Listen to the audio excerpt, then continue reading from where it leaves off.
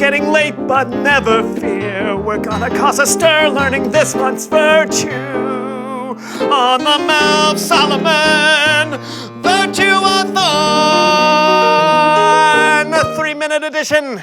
Hello and welcome to another Melv Solomon Virtue-a-thon 3-minute edition. I'm Melv Solomon, singer extraordinary and all-around nice guy. But I would be nothing without the incredible, incredulous, inscrutable talents of my dear brother-in-law, Greg. Give us a wave, Greg. Oh, Greg. Always cracking me up with that wave. He's such a funny waver. Greg, I couldn't help but notice that you're playing the piano with one hand. What gives? I have blisters on my fingers. Ouch! Ooh! Oh, those look painful. It takes time to build piano calluses. Yeah, I don't know what that means, but I believe you. Thank you. Sure thing. You know, something tells me I shouldn't just let my brother-in-law Greg suffer back there. I mean, he does a lot for me all the time, makes me feel valuable. Maybe I should try and let him know how valuable he is to me by showing him with something I call kindness. Ew. Hey, Greg, I was just telling the kind folks out there that I want to help you out. What do you need? You name it, and it's yours. Well... Just say the word. Well... I'm here to help. Well... You want some well water? No, I got blisters on my fingers. Oh, right. I almost forgot what with all the talking about wells. Say, I think I got something that will help you with your blisters. Oh. Olives. Olives? Yeah, to cover up your blisters. Here. What? Let me see. Here we go. See, it's like a little glove for your finger. It kind of stings. Yeah. Oh, stings. Hey, well, what about this? I got gloves with padded fingertips. Oh. Try that.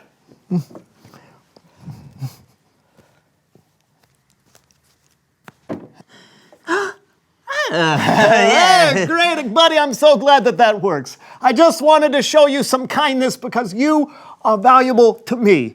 Valuable. Oh, thank you. All right, stop blushing. Okay. And play that little ditty that we always do. That's it. If someone's blue or down or sad or needs some help out of a mess, share a kind word or the time you have. That's showing others they're valuable by how you treat them. Kindness. All right. Thank you all so much for joining Melv Solomon's Virtue-a-thon. Greg, are you sure you don't want to use your non-gloved hand for the olives? You're going to get the juice all over the... Yuck. That's good.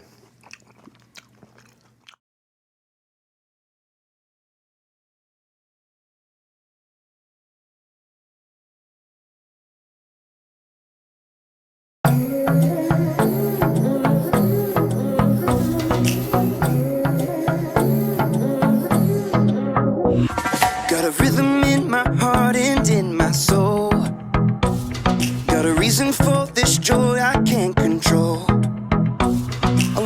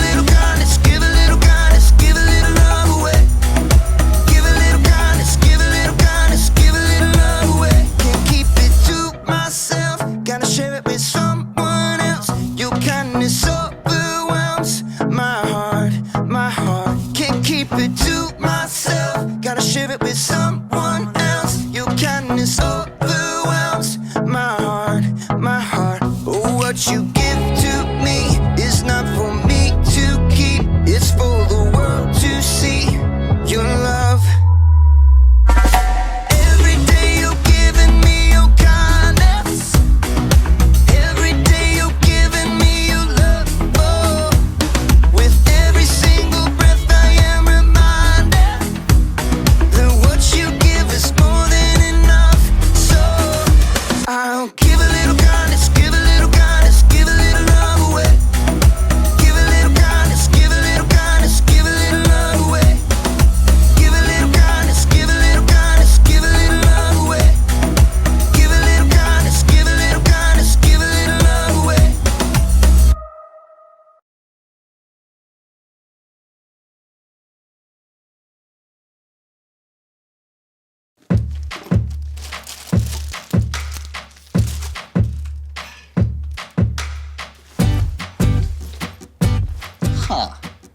Hey, welcome to Story Lab. This week we're talking about kindness while we take a look at someone who brought light wherever he went.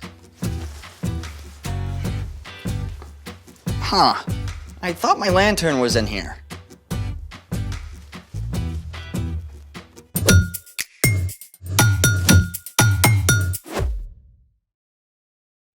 Hey, I'm Carter. And I'm Zeke, We're talking about kindness. which is showing others they are valuable by how you treat them. I thought you were getting ready to go camping. I am. This looks more like crafting to me. Well, I can't find my camping lantern, so I'm making one. With tissue? Oh, with this. Hey, that's mine. Well, you don't mind donating it for the cause of camping, right? Ew. Ugh.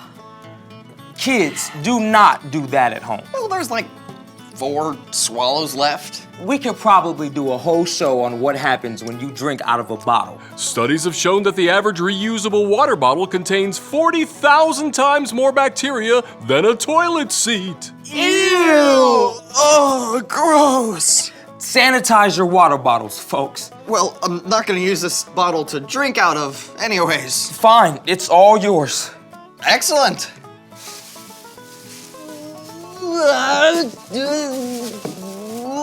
Ta-da! Cool, but I think you missed the part where a lantern is supposed to light up. Oh, well, I'll just toss in a few glow sticks. Fair enough, but that's not going to keep you warm. Yeah, and my dad is terrible at starting campfires. Maybe you can give him a few tips. From Flame Master Zeke. Let's make it! First of all, never ever try to start a campfire without an adult. And always keep a bucket of water and sand handy. Also, settle for real nature and not just a cheesy backdrop. When you're ready to start, step 1 is to look around your fire pit area for 3 different kinds of wood. First off, you got tinder. That's small twigs, dry leaves, or pine needles. Then, some kindling. Larger sticks about less than an inch around. And we have more kindling that are just slightly above an inch. Finally, you've got fuel. Your fuel is larger pieces of split logs, branches, or even firewood that you can pick up at the store. What next? Next, it's time to build. Take a couple handfuls of tinder and pile them in your fire pit.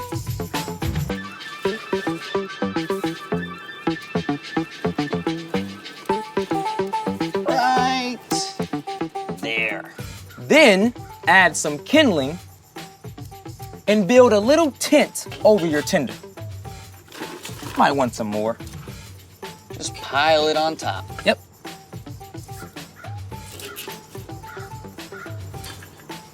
How is that? You got it. Now it's time for a grown-up to bring out a match or a lighter. The dry twigs and leaves should light pretty easily.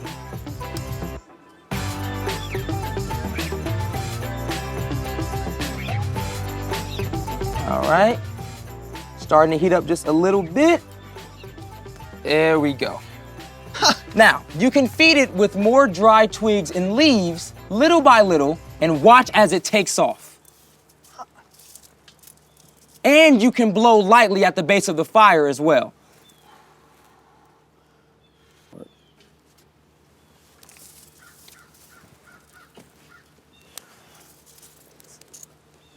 All right, ready for this? Whoa, Flame Master, add some kindling first. Oh. Here. When the fire is big enough, then you can start to add larger pieces of fuel. This is so relaxing. I could do this all day. I bet you could. But meanwhile, it's time for... The story before the story. Today, we're in the book of Matthew. Matthew is one of the 4 books called the Gospels. These books tell stories from the life of Jesus. Matthew was written down by one of Jesus' followers, a tax collector whose life was turned upside down by his friendship with Jesus. Matthew recorded that when Jesus was about 30 years old, he began to travel from town to town, teaching and healing. Everywhere Jesus went, big crowds gathered. Some people were desperate to be made well. Others came to hear his teaching. Jesus didn't turn anyone away, even people who were considered outcasts, which is where our story starts. Take it away.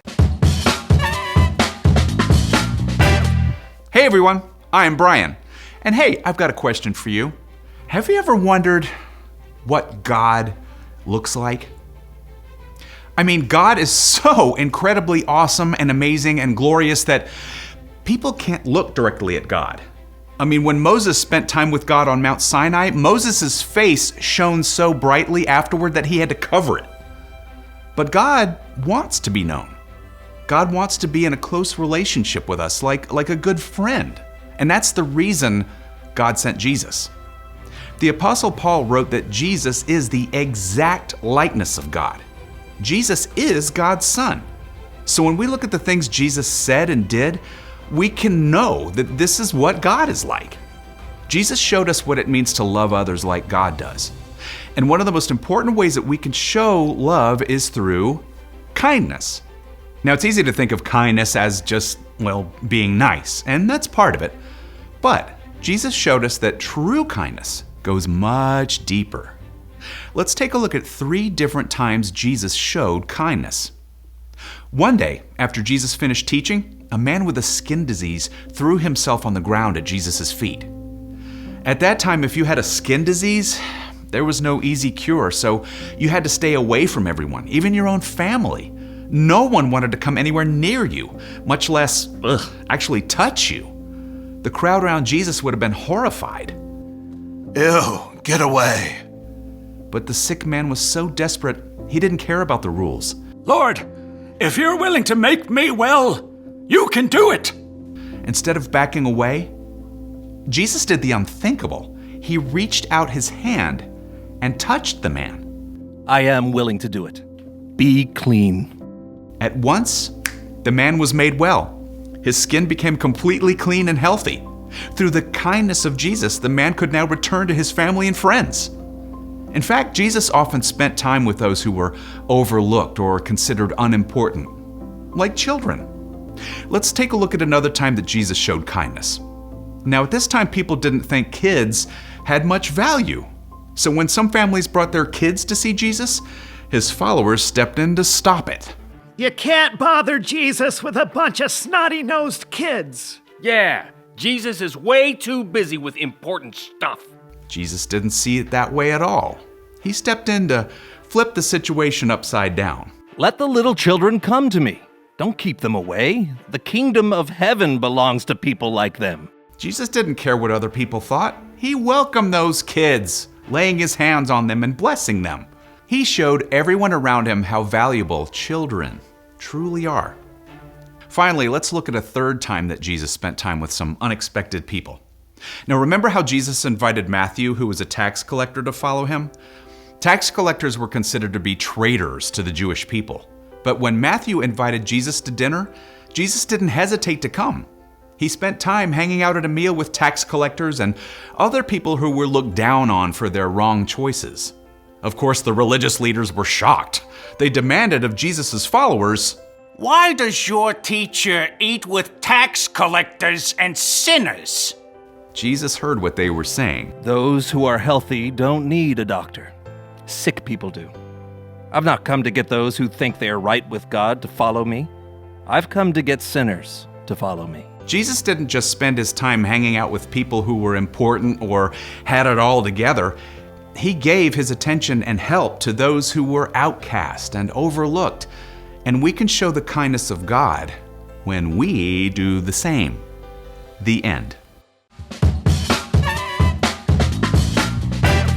I love that since Jesus is God's son, he gives us this perfect picture of what God is like. Yeah, he's not just a king, but a friend. You know, I bet when Jesus was growing up, he always looked for the kid who needed a friend. Jesus showed incredible kindness to us all by giving up his life so we can be restored to relationship with God. The ultimate act of kindness. So, what's our part in the story? Well, it's easy to be kind to somebody when you might get something out of it, like an invite to a popular kid's birthday party or maybe help with your homework.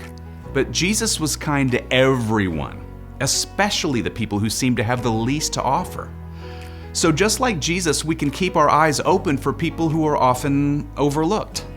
Yeah, like that quiet kid in your class who usually sits alone. Or the kid who was always picked last for PE. You can say hi and offer words of encouragement. Let them know that you see them.